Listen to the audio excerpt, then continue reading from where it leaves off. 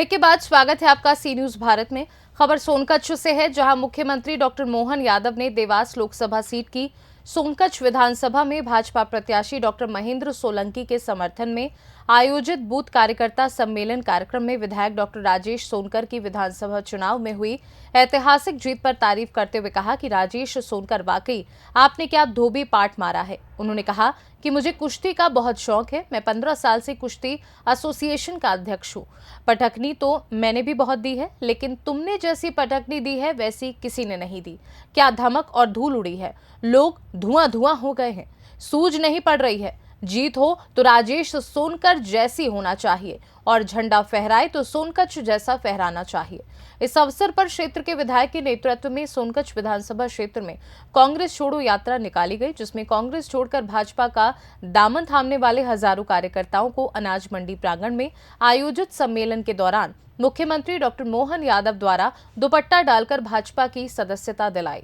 इस यात्रा में डॉक्टर रूप सिंह नागर, जसवंत सिंह राजपूत, टोकला, कमाल पटेल, विधायक सोनकर सहित भाजपा के कई छोटे बड़े नेता इस यात्रा में शामिल हुए। खास करके देवास लोकसभा के अंदर सोनकच्छ विधानसभा, इस मंच पर विराजमान हमारे लोकप्रिय सांसद और सांसद पद के पुनः प्रत्याशी महेंद्र सिंह सोलंकी जी, जज साहब, इस अवसर पर जिलाध्यक्ष माननीय राजू खंडेलवाल जी, राजू भैया के लिए अभिनंदन करो भाई।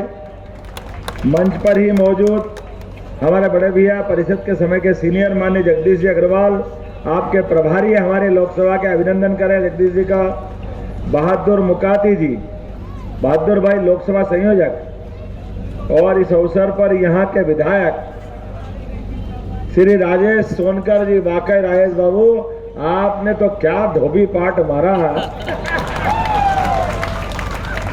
मेरे को कुश्ती का बहुत शौक है और कुश्ती एसोसिएशन का 15 साल से अध्यक्ष हूं। पटकनी तो मैंने भी बहुत दी, लेकिन तुमने जैसी दी इसी तो किसी ने नहीं दी भाई। क्या धमक और क्या धूल उड़ी है, लोग धुएं धुएं हो गए, सूझ नहीं पड़ रही है। जीत हो तो राजेश सोनकर जैसी होना चाहिए और झंडा फहराए तो सोनकर जैसा फहराना चाहिए। कितना जोरदार समय चल रहा है। मैं परमात्मा की दया से हम सब पूर्व जन्मों पे विश्वास करते हैं, और पूर्व जन्म पे इसलिए विश्वास करते हैं कि हम पड़े पड़े इंतजार नहीं करते कि कब जन्नत आएगी, कब क्या होगा। इधर तो तुरंत दान, महाकल्याण, पंच लकड़ी लगी और काम खत्म। अगले बार के लिए फिर तैयार, जिनको करना हो करें इंतजार, अपने पास तो अगली बार का फिर तैयार। और इसी कारण से हमारी सरकार बनने के बाद हमने कई सारे निर्णय किए। उस सरकार के निर्णय करने के लिए हमने सबने परमात्मा की दया से प्रभु राम का काल याद करो। भगवान राम के काल के अंदर सच मानो तो भगवान राम के काल का सबसे अच्छा समय उनके वनवास के काल के साथ शुरू होता है। पहले भाई साहब ने तो देखी होगी, दारा सिंह की कुश्ती होती थी, दारा सिंह की कुश्ती होती थी ना, कुश्ती दारा सिंह रंधावा। नए बच्चों ने तो नहीं देखी होगी, लेकिन उस कुश्ती की विशेषता रहती थी। उस कुश्ती में जब सामने दारा सिंह की कोई किंग कांग से, कोई पता नहीं कोई काले पीले किस किस से लाके लड़ाते थे, और वो उससे भारी भारी रहते थे, और वो आकर के दारा सिंह लड़ने के लिए खड़ा होता तो वो कुश्ती खाली लंगोट जांघिया पकड़ के में नीचे चितपट की नहीं रहती थी। वो जो सामान रहता वो ठोक ठोक के मारते। कोई कुर्सी हाथ में आए तो कुर्सी मार दो, कोई डंडा हाथ में आए तो डंडा मार दो। तो दारा सिंह खड़े होकर के पहले लगातार मार खाता रहता है। जो दिखते देखने जाते वो सोचते दारा सिंह को क्या हो गया, यहां से खून निकल रहा, यहां से खून निकल रहा, और वो मार मार के सामने वाले थक जाते। तब दारा सिंह का धीरे धीरे बदन गर्म होता है, और जैसे जैसे गर्म बदन होता है और कुश्ती का समापन क्या होता है कि मंच पे कोई बचते नहीं, धेरे मार धेरे मार धेरे मार। अब भाजपा वालों को ऐसी आदत पड़ गई है, क्या कूट कूट के मारते, कोई जगह छोड़ते ही नहीं है, असंभव से असंभव जगह जीता देते। कांग्रेस वाले दुम दबा दगावा के भागे जा रहे हैं, पकड़ पकड़ के उनको आजकल रखते हैं उनके लोग। और वो कहते भैया, अब वो पता नहीं, मेरे को एक अच्छे नेता जिसको मैंने कल ही ज्वाइन कराया, मैंने कहा आपने भाजपा ज्वाइन करी और अभी तक आप कांग्रेस में थे, आपका क्या अनुभव है? तो उन्होंने कहा ये अनुभव है, आप कल्पना करो एसी ट्रेन का डब्बा तो एसी का, लेकिन आगे भी इंजन नहीं और पीछे भी इंजन नहीं, तो बोले वो करे क्या, जाए किधर? कांग्रेस इसी तरह एसी ट्रेन के डब्बे पे खड़ी है कि जिसको इधर जाना है मालूम नहीं, उधर जाना है मालूम नहीं। अब रेल का मुसीबत है कि वो पटरी छोड़ के जा नहीं सकती, तो जाए कहां? एक कदम आगे दो कदम पीछे, एक कदम आगे दो कदम पीछे। बोले 2014 में भी हमारे नेता राहुल गांधी, और राहुल गांधी जिसको नेता बनाने गए, कांग्रेस का अध्यक्ष बनाने गए, पूरा बेड़ा ही गर्क कर दिया।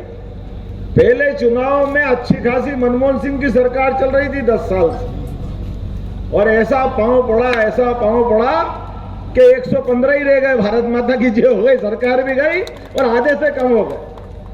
फिर दूसरी बार लॉन्च करा, फिर नेता लाए ढूंढ के, नहीं अब की बार हम देखते ना, कई बार आपने सुग्रीव बाली वाला युद्ध देखा होगा।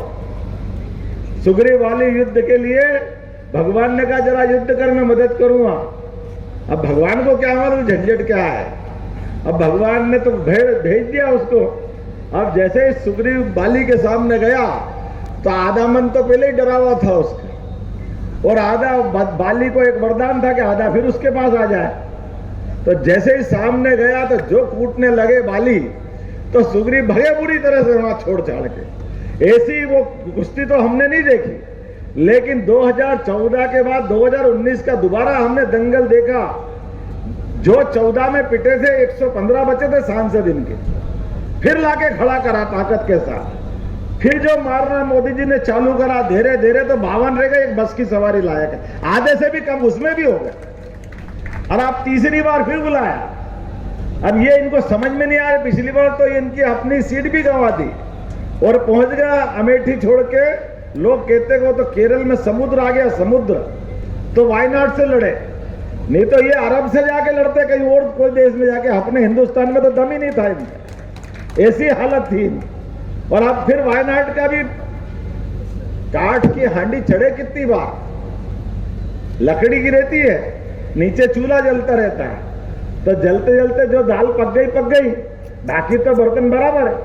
ऐसा ये नहीं दादा, यही कहते ना अपन, वहां पोल खुली, अब वापस भाग के आए।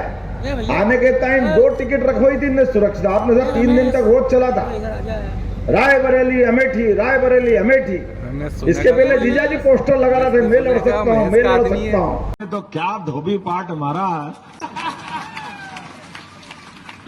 मेरे को कुश्ती का बहुत शौक है और कुश्ती एसोसिएशन का 15 साल से अध्यक्ष हूं। पटकनी तो मैंने भी बहुत दी, लेकिन तुमने जैसी दी इसी तो किसी ने नहीं दी भाई।